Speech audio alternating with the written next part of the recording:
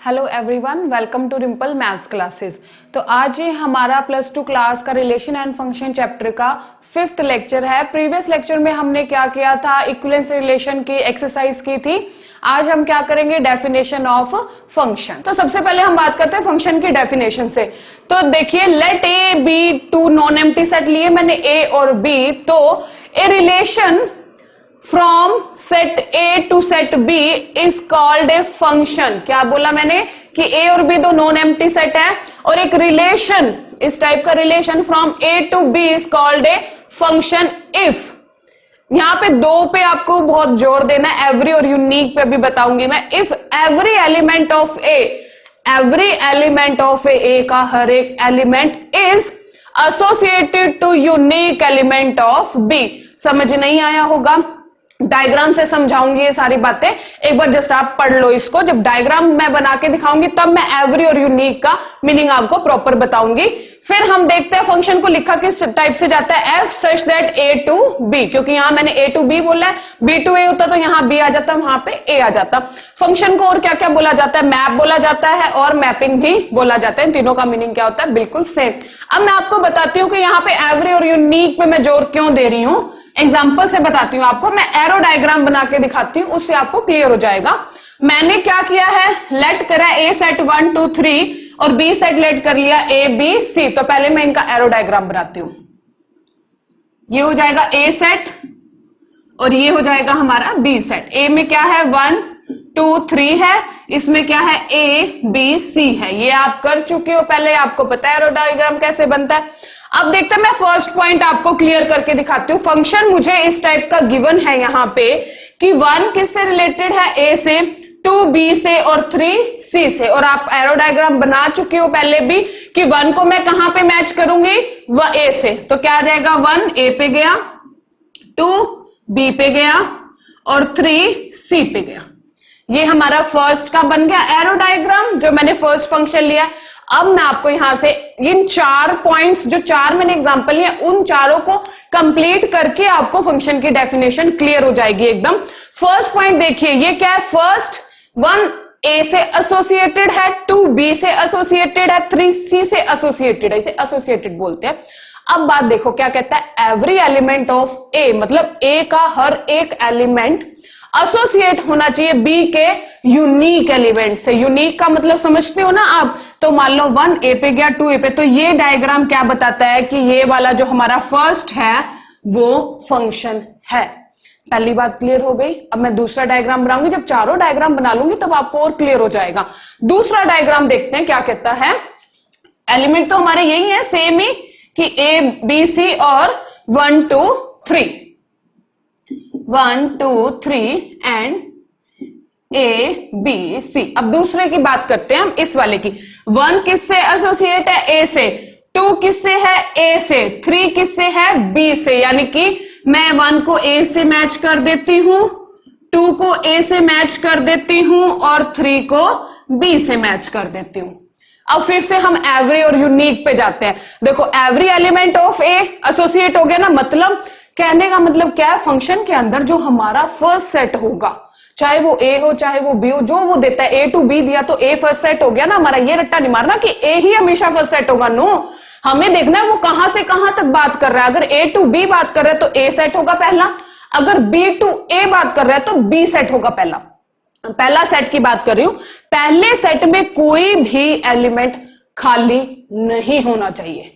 इसका मतलब every element का मतलब क्लियर हो गया आपको कि एवरी एलिमेंट ऑफ ए, मतलब अगर यहां हर एक एलिमेंट की कोई ना कोई यूनिक वो होना चाहिए, एसोसिएट होना चाहिए किसी ना किसी एलिमेंट से। अब यूनिक की बात देखो, 1 जा रहा है ए पे, ठीक है, 1 की ए हो गई, 2 ए पे जा रहा है, ठीक है, यूनिक तो है ना उनका भी। 1 का ए हो गया, 2 का भी ए हो गया, 3 का क्या हो गया, हमारा बी हो गया। यहां पे खाली रह जाए कोई फर्क नहीं पड़ता, बट फंक्शन की डेफिनेशन कहती है कि जो फर्स्ट सेट है उसका कोई भी एलिमेंट खाली नहीं होना चाहिए। Every element of A is associated to unique element of B. तो ये वाला सेकंड पॉइंट भी हमारा फंक्शन है। अब मैं आपको थर्ड वाला डायग्राम बना के दिखाती हूं। थर्ड में क्या कहता है, ये एलिमेंट तो वही है फिर से हमारे 1 2 3, और यहां पे क्या है, ए बी सी। थर्ड कहता है 1 किससे एसोसिएट है, ए से, तो 1 को मैं ए पे मैच कर देती हूं।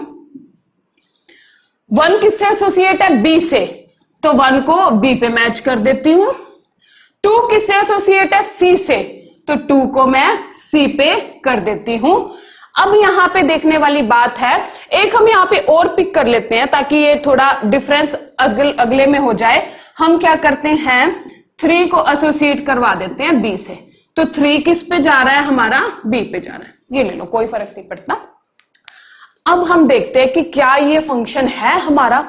फंक्शन क्या कहता है, एवरी एलिमेंट, तो मैंने देखा एवरी एलिमेंट, हाँ हर एक एलिमेंट की कोई ना कोई से एसोसिएट हो रहा है। बट यहां पे बात क्या चल रही है, 1 ए से भी हो रहा है, 1 बी से भी हो रहा है, यानी कि 1 की तो 2 चीजों से एसोसिएट हो गया 1, यानी कि यूनिक बात तो खत्म होगी ना, ये वाली बात तो खत्म होगी इस एग्जाम्पल के अंदर। ये कहता है यूनिक एलिमेंट होना चाहिए, जैसे 1 अगर ए पे गया तो 2 ए पे जा सकता है, मतलब 2 एक पे जा सकते हैं, बट एक एलिमेंट की 2 चीजों से वो एसोसिएट नहीं हो सकता।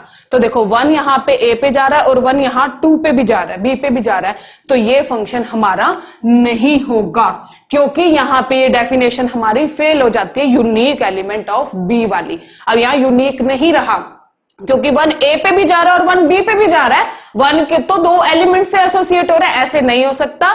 तो मेन बात क्या है कि 1 और 2 एलिमेंट एक से एसोसिएट हो सकते हैं, बट एक एलिमेंट 2 ऐसे नहीं हो सकता। तो ये हमारी फंक्शन की डेफिनेशन नहीं हुई। तो यूनिक वर्ड का मीनिंग यहां पे क्लियर हो जाता है कि एक एलिमेंट 2 से एसोसिएट नहीं हो सकता। अब मैं लास्ट बताती हूं आपको, 4th एग्जांपल इसके अंदर क्या ले रखा है मैंने। तो ये वाला हमारा फंक्शन नहीं है।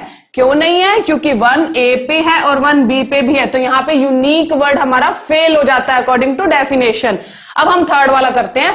एलिमेंट तो फिर से वही है 1 2 3, और यहां पे ये क्या है हमारा ए बी एंड सी। अब हम देखते हैं क्या कहता है। ये कहता है 1 किससे एसोसिएट हो रहा है, ए से, तो 1 किस पे गया, ए पे गया, ठीक है ये बात। 2 एसोसिएट हो रहा है बी से, तो 2 किस पे गया, बी पे गया। अब देखो तीसरा तो इसने कुछ बोला ही नहीं, तो क्या ये डेफिनेशन है फंक्शन की? बिल्कुल नहीं, ये फंक्शन नहीं है। क्यों नहीं है, क्योंकि 3 तो किसी से एसोसिएट हो ही नहीं रहा, और इसने क्या कहा है, एवरी, तो यहां पे एवरी वाला वर्ड क्लियर हो गया, हर एक एलिमेंट किसी ना किसी यूनिक एलिमेंट से एसोसिएट होना चाहिए। तो इन चारों से क्या ये फंक्शन नहीं है हमारा? क्यों नहीं है, क्योंकि 3 बेचारा खाली रह गया। फंक्शन में जो पहला सेट है उसका कोई भी एलिमेंट खाली नहीं होना चाहिए, खाली हो जाता है तो वो फंक्शन नहीं होता। पहली बात क्लियर हो गई। दूसरी बात कि एक एलिमेंट 2 से कनेक्टेड नहीं हो सकता, 2 एलिमेंट एक से कनेक्टेड हो सकते हैं, जैसे मैंने फर्स्ट और आपको सेकंड और थर्ड एग्जांपल बताया। थर्ड में था ये फंक्शन, बट इसमें सेकंड में था फंक्शन बट थर्ड में नहीं था। तो यहां से आपको क्लियर हो गया। अब दोबारा मैं आपको पढ़ के बताती हूँ, आपको अच्छे से क्लियर हो गया। ए और बी 2 सेट होंगे, ए और बी 2 सेट ले लिए मैंने, तो एक रिलेशन क्या है, ए टू बी फंक्शन कहलाएगा कब, every element of A is associated to unique element of B. तो every element of A is associated to unique element of B. तो यहां से आपको फंक्शन की डेफिनेशन एकदम क्लियर होगी। अब नेक्स्ट टॉपिक देखिए। नेक्स्ट टॉपिक क्या है हमारा यहाँ पे, image and pre image of a function. तो सबसे पहले देखिए मैं आपको एग्जांपल की हेल्प से बताती हूँ। मैंने एक एक्स सेट लिया है 1 2 3, वाई सेट ले लिया ए बी सी, और फंक्शन इस टाइप का डिफाइन किया कि 1 is connected to A, 2 is connected to B and 3 is connected to C. तो ये मैंने इनका एरो डायग्राम बना लिया। ये क्या है, एक्स सेट है, और ये क्या है, वाई सेट है। 1 किस पे जा रहा है, ए पे, 2 किस पे जा रहा है, बी पे, और 3 किस पे जा रहा है, सी पे। अब बात करते हैं इमेज एंड प्री इमेज क्या होती है। तो हम यहाँ पे क्या बोलेंगे कि 1 ए पे जा रहा है, दैट मीन्स 1 की इमेज क्या है, ए है, 2 की इमेज क्या है, बी है, और 3 की इमेज क्या है, सी है। इसे क्या बोलते हैं, इमेज। अब बात करते हैं हम प्री इमेज की। प्री का मतलब क्या होता है यहाँ पे कि ए किससे कनेक्टेड है, देखो 1 ए से है ना, तो मैंने लिखा कि 1 की इमेज क्या है, ए है, क्लियर। तो इसका उल्टा क्या होगा, वो प्री इमेज। तो ए की प्री इमेज क्या है, 1 है, इसे क्या बोलते हैं, प्री इमेज। तो ए की प्री इमेज क्या है, 1। बी की प्री इमेज क्या है 2 और सी की प्री इमेज क्या है 3। इमेज तो क्या होता है इसमें सीधा कि 1 की इमेज ए, 2 की इमेज बी, 3 की इमेज सी। अब प्री इमेज क्या बोला है मैंने, 1a की प्री इमेज क्या है 1, उल्टा हो जाएगा इसमें। b की प्री इमेज क्या है 2 और c की प्री इमेज क्या है 3। अब बात करते हैं इसकी नोटेशन की, इसको डिनोट कैसे करते हैं। इसे लिखा जाता है इमेज को y equals to F of x। अब देखो y का मतलब होता है यहां सेकंड सेट के एलिमेंट और इस x का मतलब है फर्स्ट सेट के एलिमेंट। मैं अभी आपको बताती हूं, जैसे ये 1 है ना, तो मैं यहां x की जगह क्या पुट कर दूंगी, 1 पुट कर देती हूँ। दैट मीन्स f ऑफ 1 का मुझे आंसर क्या मिलता है, यहां पे a मिलता है। तो ये कैसे लिखने का तरीका है इमेज का। सिमिलरली f ऑफ 2 क्या लिखेंगे, equal to b। Similarly f of 3 क्या लिखेंगे, इक्वल टू c। देखो f ऑफ 2 क्या हो गया मेरे पास यहाँ पे b और f ऑफ 3 क्या हो गया मेरे पास यहाँ पे c। तो ये क्या है हमारा image and pre image. Clear हो गया होगा, सीधा है तो इमेज, उल्टा है तो प्री इमेज। और लिखा कैसे जाता है इसको, y equals to F of x, where y is the element of second set and x is the element of first set. क्योंकि यही हम लिखते हैं ना कि ऐसे लिख दो x belongs to this set, मतलब x क्या है यहाँ पे 1 2 3 है और small y belongs to capital Y। इसका मतलब जो y है वो क्या है a b एंड c, वो मैंने आपको लिख के दिखा दिया। तो ये हो गया हमारा image and pre image. Next देखिए, नेक्स्ट टॉपिक क्या है हमारा यहाँ पे, डोमेन, रेंज एंड कोडोमेन। तो आप इसको रिलेशन से रिलेट मत करना, आप इसमें ध्यान से देखो। वैसे तो सेम सा है बट थोड़ा सा इसमें यहाँ पे डिफरेंस क्या होगा कि मैंने लेट किया, आपको मैं एग्जांपल की हेल्प से बताती हूँ। लेट किया x सेट 1 2 3 और y set a b c d और फंक्शन किस टाइप का बताया, 1 is connected to a, 2 is connected to b and 3 is connected to c। तो हम कनेक्ट कर देते हैं, 1 जा रहा है a पे, 2 जा रहा है b पे और 3 जा रहा है सी पे। अब आप देखो मैंने रिलेशन में आपको क्या बताया था, डोमेन क्या होता है, जो रिलेशन गिवन होता है उसके फर्स्ट एलिमेंट क्या होते हैं, डोमेन होते हैं ना। बट यहां पे आप डायरेक्ट क्या बोलोगे कि डोमेन क्या होता है, रिलेशन के अंदर जो हमारा फर्स्ट सेट होता है उसके सारे एलिमेंट्स क्या बनाते हैं, डोमेन बनाते हैं। एक बात और मैं बता दूं, ये जो फर्स्ट होता है ये क्या होता है हमारा डोमेन, फर्स्ट सेट क्या होता है हमारा डोमेन, और इसे क्या बोलते हैं हम, कोडोमेन। ये बात क्लियर हुई, क्या बताया मैंने, फर्स्ट वाला हमारा डोमेन होता है और सेकंड वाला हमारा क्या होता है, कोडोमेन होता है। अब देखो रिलेशन में तो क्या होता था, यहाँ पे खाली छोड़ देते थे हम, बट फंक्शन की डेफिनेशन क्या कहती है कि जो पहला सेट है उसका कोई भी एलिमेंट खाली नहीं होना चाहिए, मतलब वो किसी ना किसी से यूनिक एलिमेंट से क्या होना चाहिए, एसोसिएट होना चाहिए। इस और कैसे कह सकते हैं कि हर एक एलिमेंट की इमेज होनी चाहिए, यूनिक इमेज होनी चाहिए, ये होगी ना बात। तो डोमेन क्या हो गया हमारा यहाँ पे, पहला जो कंप्लीट सेट होता है वो क्या होता है हमारा डोमेन होता है। कोडोमेन क्या होता है, जो दूसरा कंप्लीट सेट होता है वो क्या होता है हमारा कोडोमेन होता है। अब हम बात करते हैं रेंज की, कि रेंज क्या है यहाँ पे। तो रेंज क्या होती है, देखो बच्चों 1 a पे गया यानी कि 1 की इमेज क्या है a, 2 की इमेज क्या है b, 3 की इमेज क्या है c। अब हम बात करते हैं प्री इमेज की, कि a की प्री इमेज क्या है 1, यानी कि a की प्री इमेज है, b की प्री इमेज है, c की प्री इमेज है, बट d की प्री इमेज नहीं है। तो रेंज क्या होता है, उन एलिमेंट्स का कलेक्शन, ठीक है, उन एलिमेंट्स का कलेक्शन जिनकी प्री इमेज एग्जिस्ट करती है। और मैं आपको कैसे लैंग्वेज में बता सकती हूं, मान लो जो जो यहाँ पे किसी ना किसी से एसोसिएट होएगा ना, इधर एलिमेंट होगा, उनका उन एलिमेंट्स को आप इकट्ठा कर लो, वो क्या होता है हमारा रेंज बनाते हैं। तो यहां पे अगर मैं बोलूं कि डोमेन क्या होगी मेरी, डोमेन होगा यहाँ पे 1 2 3, मैंने क्या कहा, जो पहला सेट कंप्लीट क्या होता है डोमेन। ये जो मेरा y सेट है ये मेरा क्या है यहाँ पे कोडोमेन।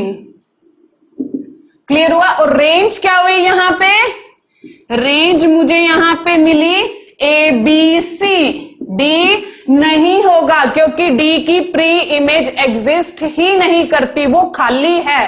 तो ये बात क्लियर होगी, रेंज क्या होती है, उन सेकंड सेट के वो एलिमेंट्स जिनकी प्री इमेज एग्जिस्ट करती है, उन एलिमेंट्स का कलेक्शन क्या होता है, रेंज होता है। ये बात क्लियर हो गई।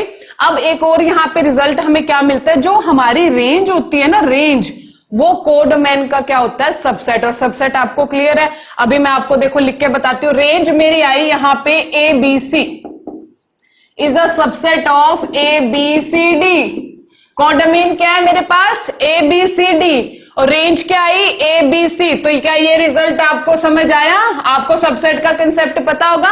सबसेट का मीनिंग क्या होता है कि इसका हर एक एलिमेंट उसके अंदर होना चाहिए, एक्स्ट्रा हो सकता है, ठीक है ना। तो क्या यहां से क्या रिजल्ट हमें मिला फंक्शन के अंदर, कि जो हमारी रेंज होती है वो सबसेट होती है कोडोमेन की। तो हम क्या लिखेंगे, रेंज क्या होती है, is a subset of codomain. ये बात क्लियर हो गई। तो हमारा डोमेन क्या होता है, फर्स्ट सेट, कोडोमेन क्या होता है, सेकंड सेट, और रेंज क्या होता है, जिन जिन की प्री इमेज एग्जिस्ट करे उन एलिमेंट्स का कलेक्शन होता है। तो आज हमने क्या किया, फंक्शन की definition, range, domain, codomain, image and pre image पढ़ा है। नेक्स्ट लेक्चर में मैं आपको क्या करवाऊंगी, types of function, different type के टाइप्स जो भी फंक्शन होते हैं वो सारे हम डिस्कस करेंगे। तो आज के लिए इतना ही, थैंक यू।